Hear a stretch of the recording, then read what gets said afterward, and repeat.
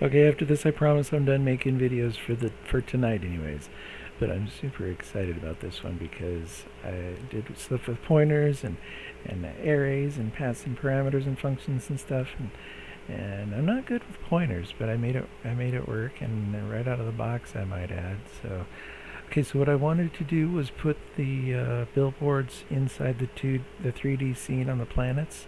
So I set up inside the main. Okay, so the planet gets generated here in blocks. Okay, right there. So that sets the planet, at least the first one the player's going to land on. Okay, and then I took, because I generated 800 points in the Bitmap font class for the first trial. So we generated 800 points.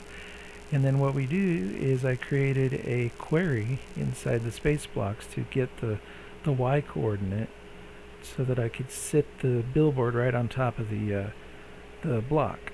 Okay, so the block y actually returns a vector 3. Okay, because this is a vector 3, and I just wanted to actually get the x and z coordinates in also with that too. So I set a random index within the number of blocks that are generated on the planet. Excuse me, then I pass in the index through this loop and get the block, block y, which is the x, y, and z of that particular index block. Okay, and that goes into the array, and then, I just had some water and I've been working out. And so that goes into here when I initialize the data for the Bitmap font class. Okay, so that whole array of those 800 points now goes into there, and then the Bitmap font, okay, that comes into here, and I modified the data initialization to accept a pointer to an array of vector 3. And it worked, because I can use that vector 3, and I can, as long as I index, within the 800 here, and then it sets the position, and then I set the y plus 1 there. Okay, and then when I declared the function up here, I also had to declare it as receiving a pointer to the vector 3 array.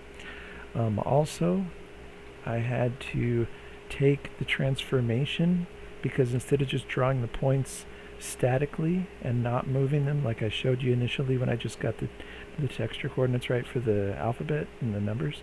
Okay, so now I'm transforming them within the 3D scene, even though they're a point, they're going to be billboarded. Okay, so the projection view and model go in, and then the font class also now uses these uniforms, and then I just take the position and I apply the projection view and model, and this is what it does. Ladies and gentlemen and people, and wrong one. So it puts me in here. I kind of need to work on the y coordinates and stuff for some of them, but you can see how it just sets it inside the scene. And I'm not actually scaling them, I'm getting closer to them and revealing their actual size, although getting closer should make them bigger, am I right? So that needs some work too, but they just kind of sit on in the area here, and then if you go behind, they disappear and stuff. And you can see them in the distance. So I'm going to do the same thing with the D&D characters, or maybe something a little different, I don't know, because those are rendered actually on cubes. So anyways, I need to figure out how in the world am I going to make a nice screenshot from some of this stuff. Where is that going to go? Because you've got letters in and around and out and through your... Well, anyways, I think it's kind of interesting. That's how we're going to do some of the character movement and other stuff. So stay tuned. I just got real excited because I figured all that out and it worked right out of the box. And that doesn't happen too much in programming. So thanks very much for watching.